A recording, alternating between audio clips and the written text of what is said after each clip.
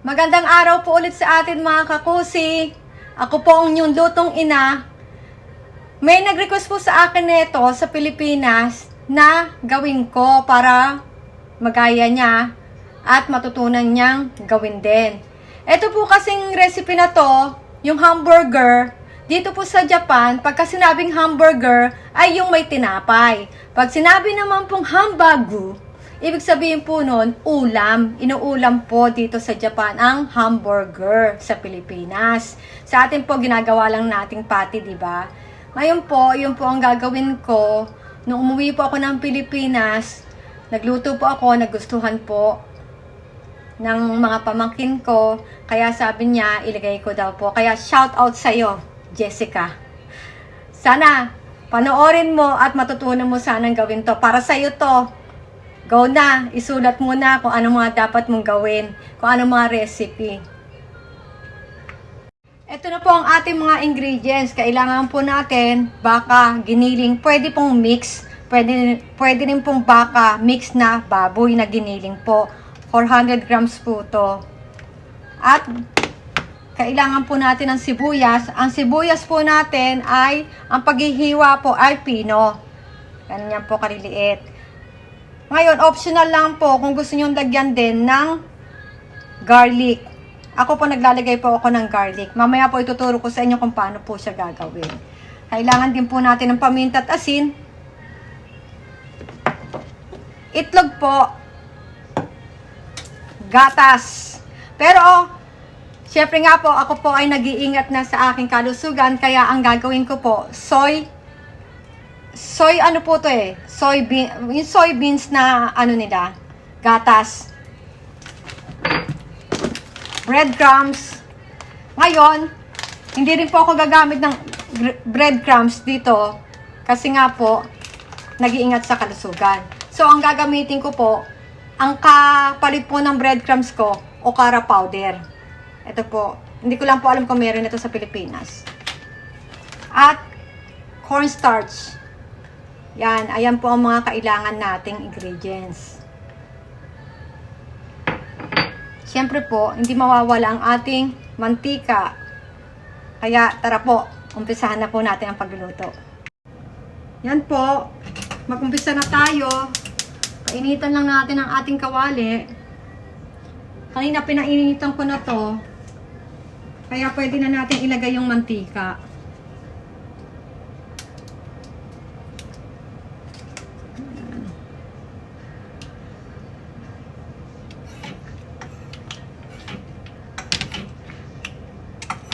Bali, ang ipiprito po natin ay itong onion at saka garlic.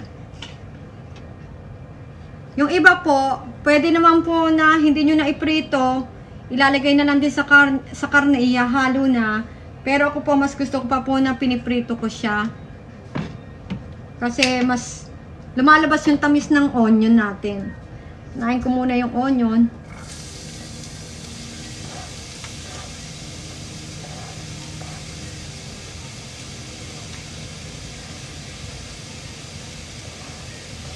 Ito na yung onion.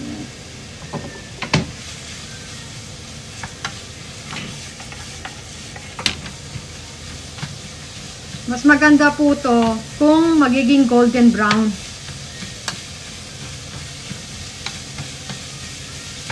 Yung lutong-luto.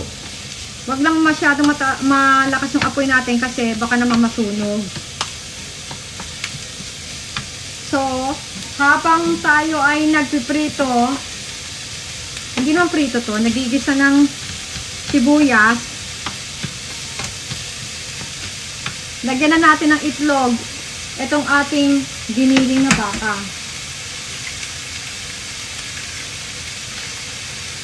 Lagyan na rin po natin ng paminta.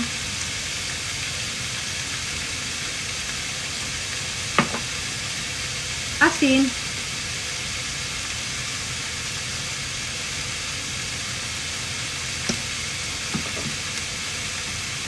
Cornstarch. Ngayon po, itong breadcrumbs natin, kukuha po tayo ng bowl na maliit.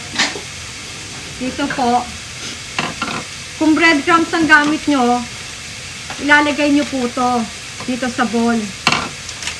Ngayon hindi ko gagamitin yan dahil ang gagamitin ko ito nga po.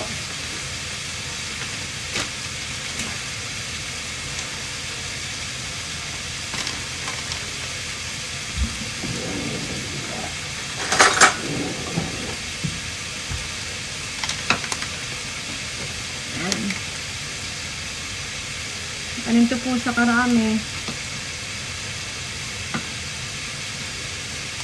Bali, mga dalawang kutsara lang po ang ilalagay ko.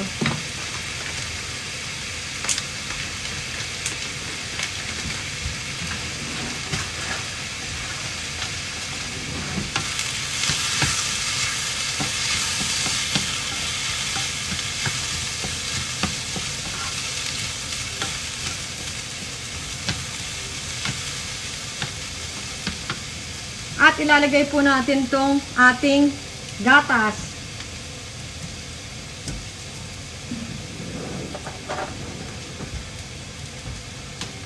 Okay. Lagay natin, kung breadcrumbs po, sa breadcrumbs po, ilagay po natin. At haluin lang po natin.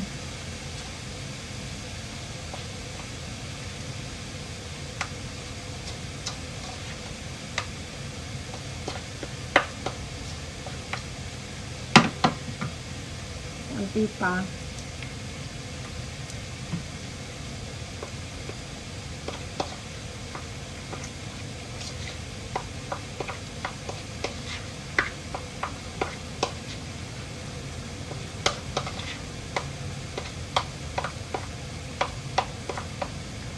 Yan. Ang ganito na po siya.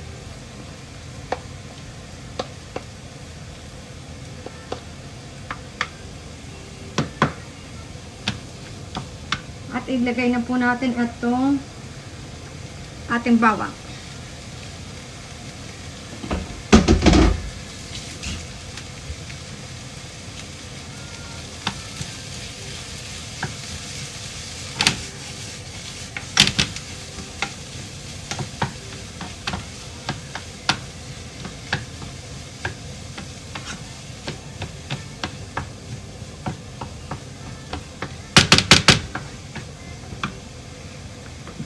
At ito pong ating nilagay na breadcrumbs.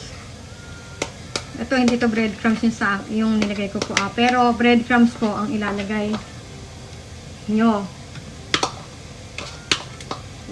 Halo-halo na natin dito.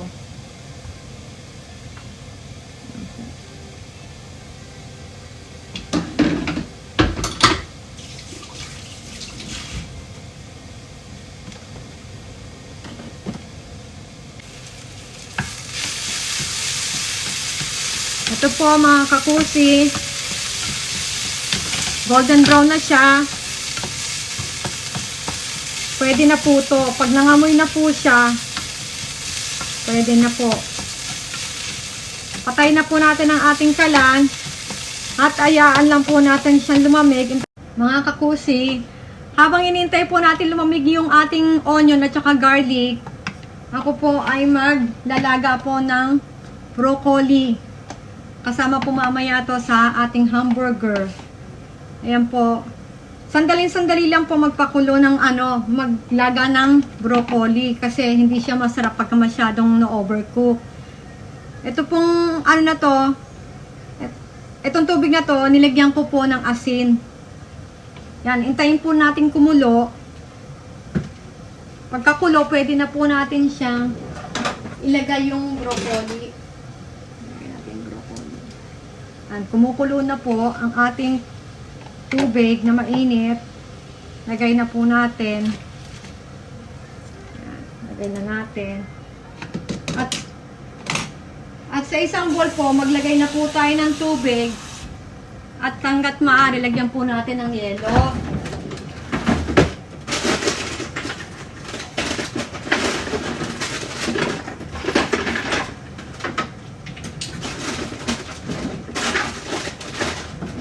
Lagyan po natin ng yelo ang ating tubig.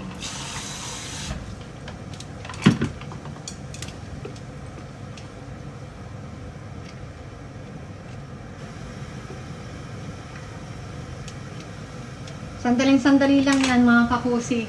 Baka magulat kayo, tapos na. Ang bilis naman. Sasabihin nyo, ang bilis naman nun. 1 minute po.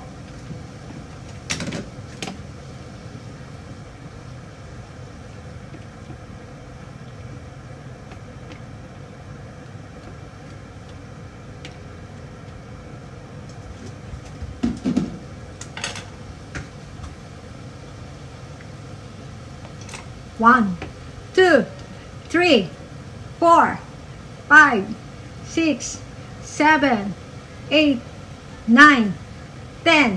Okay na po. Pwede na natin patayin. At salain po natin. Ito po mga kakusi. Malamig na tong ating niluto kanina na onion at saka garlic. Pwede na natin siyang ihalo dito sa ating giniling.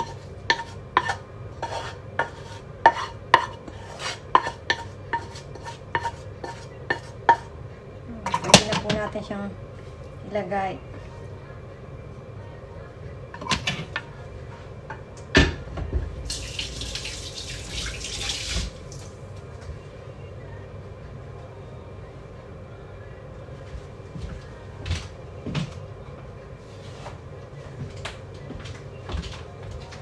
Guantes ako. Pwede na maghugas na lang po kayo ng kamay kung wala kayong guantes.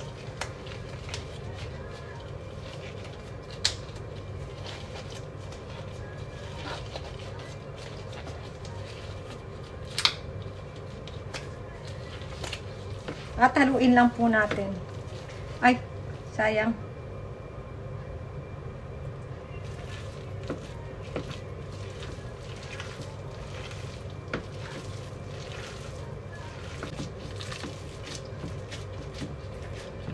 Yan po.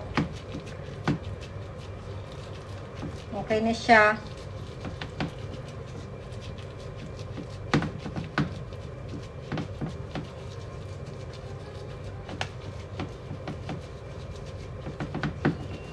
Pwede na po natin siyang ilagay sa ref. Papakita ko sa inyo. Ito pong ating nilagang broccoli. Nilagay ko lang po sa malamig na tubig. Ngayon pwede na natin siyang salain para pwede na rin natin siyang ilagay sa ref. Iluluto na po natin. Iluluto na natin yung ating ginawa kaninang hambago. Papakita ko po sa inyo kung paano siya lulutuin. Pinainitan ko na po itong kawali ko kanina. Kaya maglalagay po tayo ng butter at mantika, olive oil. Kahit anong mantika po, lagyan lang po natin ng konti.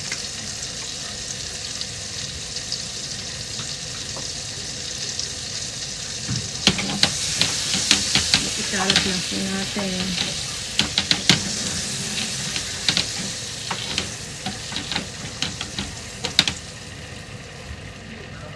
Ganito po yung pagkakagawa ko. Dalawa lang po iluluto ko. Depende po sa inyo kung anong klaseng, kung gusto nyo bilog, okay lang po.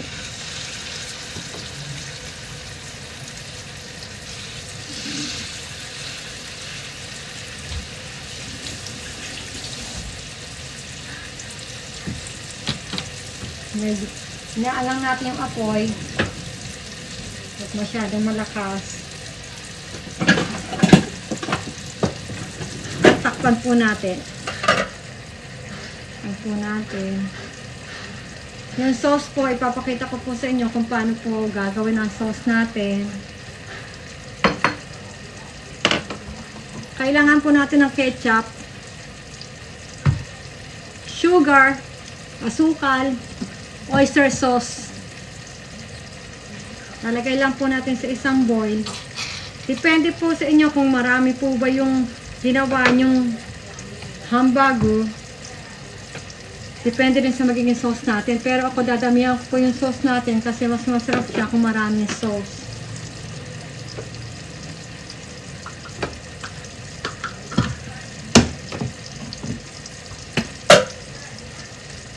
Asukal po to, liquid. At i-mix lang natin.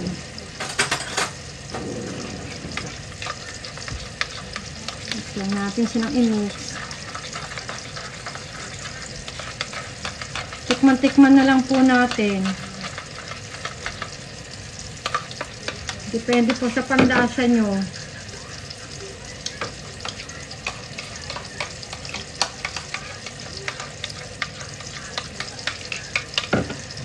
Para po sa akin, okay na.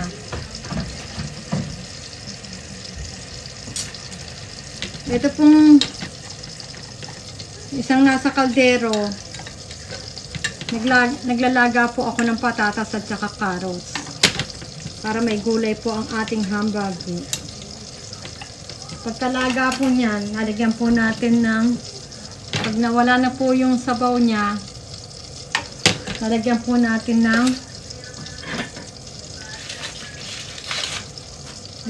ng butter.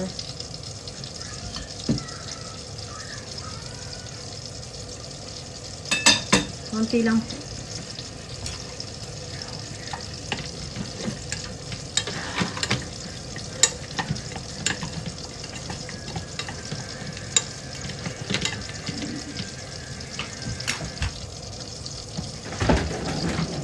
At ako maglalagay din po ng cheese.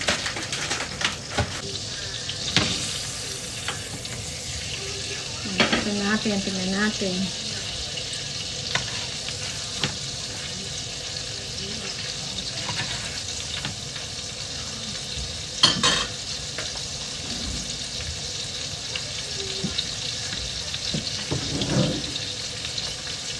Pwede natin siyang tusukin.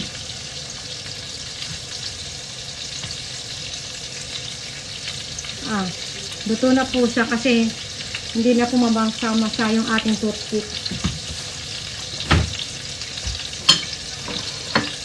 Tapos, lagay natin sa isang plato muna. Pwede rin po na nandito na yung hamburger natin at ilalagay natin yung sauce. Pero ako po kasi, ilalagay ko sa sizzling plate. Kaya,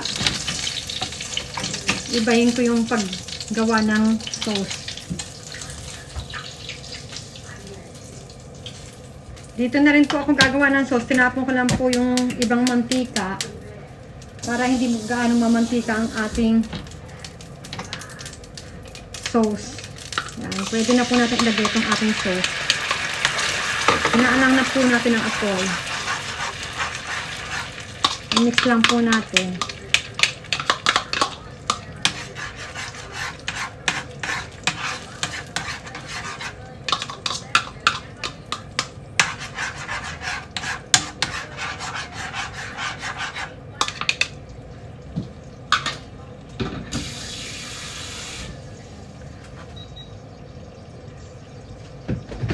Ating sizzling plate po, lagyan po natin ng butter.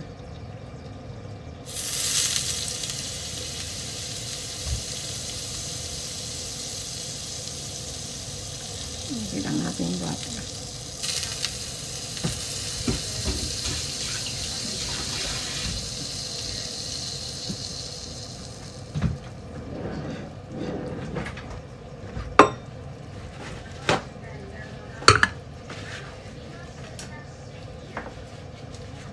Kalat po natin.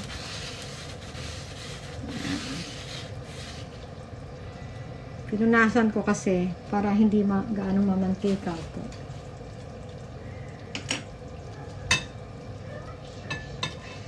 At ilalagay natin tong ating hamburger.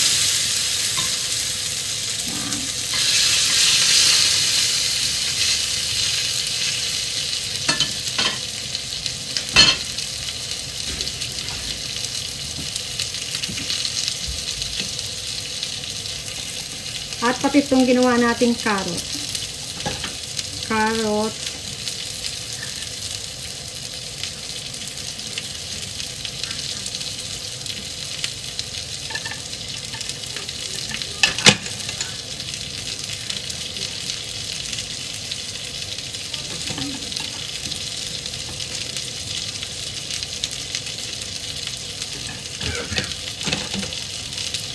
patatas.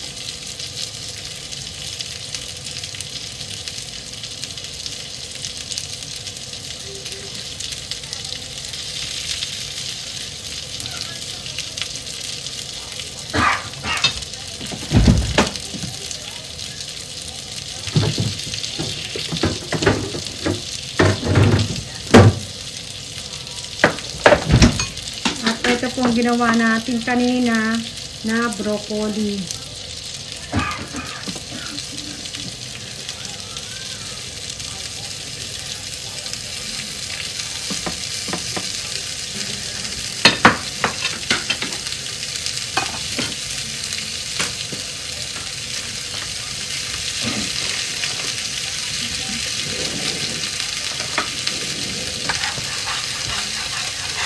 Tikman natin ang ating sauce. Sarap po. Lagyan natin ang cheese.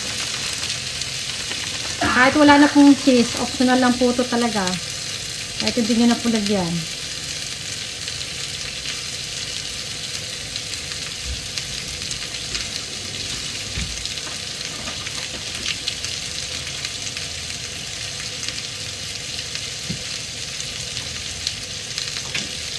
At ang ating sauce, pwede na po natin ilagay din.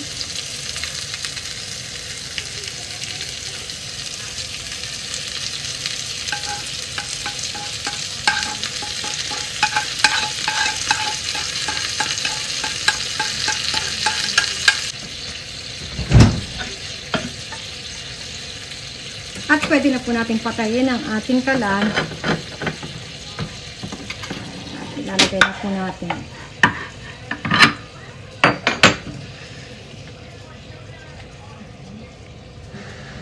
Ito na po ang ating hambago. Tara po, kain tayo. Sana po, magaya nyo po. Alam ko po mas masarap pa yung magagawa nyo.